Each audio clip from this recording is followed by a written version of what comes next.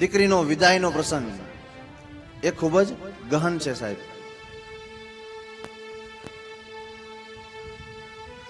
હવે તમે વિચાર તો કરો કે જે દીકરી એના બાપને ઘેરે 20, 22 કે 25 વર્ષની થાય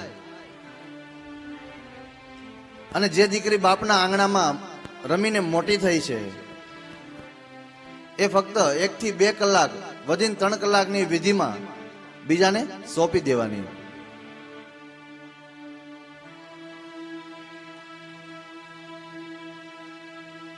એ પ્રસંગ બાપ માટે તો ખૂબ જ આકરો છે.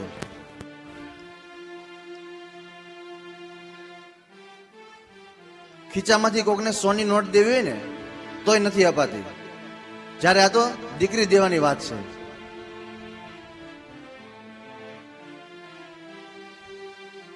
જો એ દીકરી વિદાયનું દુઃખ સૌથી વધારે લાગતું હોય તો એના બાપને છે.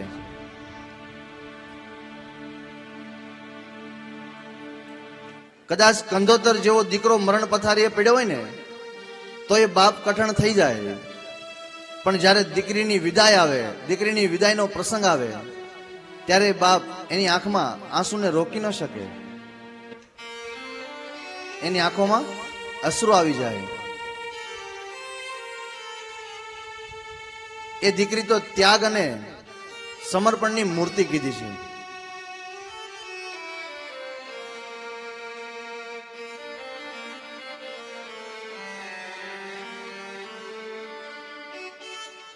કેટલા ત્યાગ કરવાના. જે ઘરે મોટી થઈ માં અને બાપ, ભાઈ બહેન, લગ્ન બાદ એ આખો પરિવાર બદલી સાસુ, સસરા, નણંદ, ભાભી, ભોજાઈ,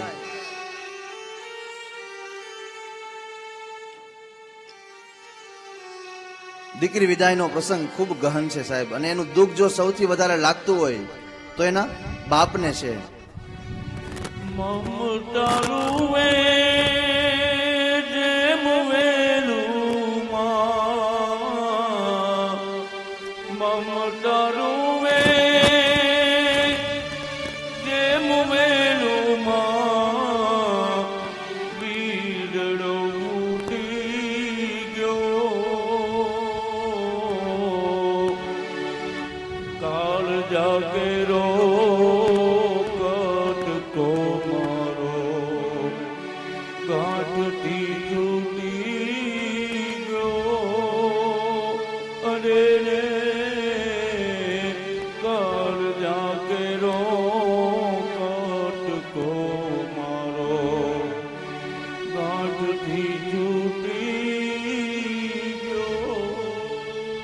એ દીકરી એના બાપનો કાળજાનો કટકો, એના હૈયાનો હાર. જ્યારે બાપ બહાર ગામથી આવે અને દીકરી આવીને ફક્ત એટલું જ પૂછે કે બાપુજી થાકી ગયા હશો ને, આ શબ્દોને સાંભળતા જ એના બાપનો બધો જ થાક ઉતરી જાય.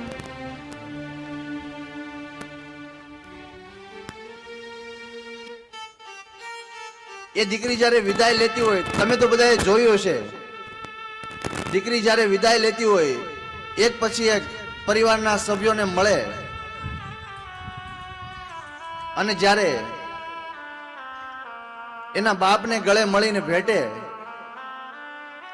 ત્યારે તમે એના શબ્દ સાંભળજો.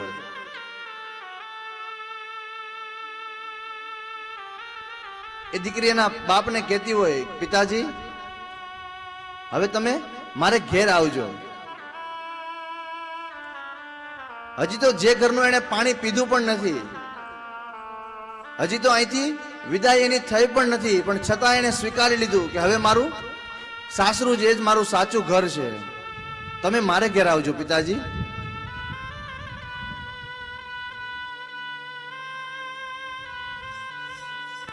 અને જ્યારે તે વિદાય લઈને જતી હોય ને ત્યારે સાડીના પાલવથી એ લાજ કાઢીને બંને હાથથી મુઠ્ઠીમાં એ લાજને પકડી રાખે છે.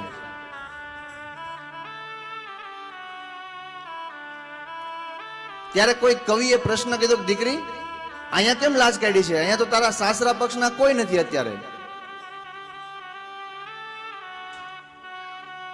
ત્યારે એ દીકરી જવાબ આપે કે ભલે મારા સાસરા પક્ષના કોઈ ન હોય, પણ અત્યારે જાતિ વેળાએ હું જ્યારે વિદાય લઉં ને ત્યારે મારી આ બાપની સંપદામાં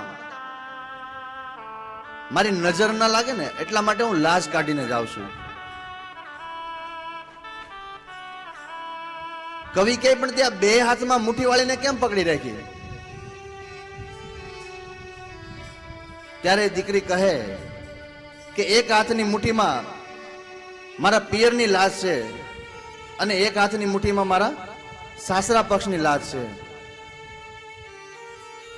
અને ભગવાનને માતાજીને પ્રાર્થના કરતી હોય કે મારાથી કોઈ એવું કર્મ ન થઈ જાય કે આ બેમાંથી એક પણ લાજ ઉઘાડી થઈ જાય.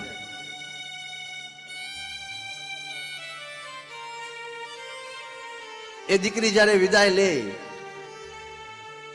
ત્યારે હાથ કંકુના કરી અને એના થાપા લેવામાં આવે. એ થાપા લેવામાં નથી આવતા, દીકરી થાપા દઈને જાય છે.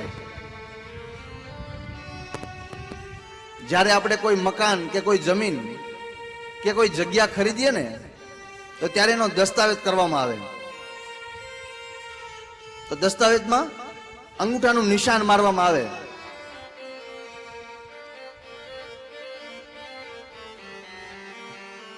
પણ અહીંયા તો દીકરી અંગૂઠાનું નિશાન નહીં પણ એક સાથે 10 આંગળીઓના નિશાન આપીને કહે કે હવે મારે પિતાજીના આ સંપદામાં મારે કોઈ પણ અધિકાર નથી, મારો કોઈ ભાગ નથી. એ ત્યાગ અને સમર્પણની મૂર્તિ. એ દીકરી વિદાયનો પ્રસંગ ખૂબ ગહન છે સાહેબ. દરેક બાપને રડાવી જાય, ભલે ગમે તેટલો કઠોર પથ્થર દિલવાળો હોય છતાં એકવાર એની આંખોને ભીંજવી જાય.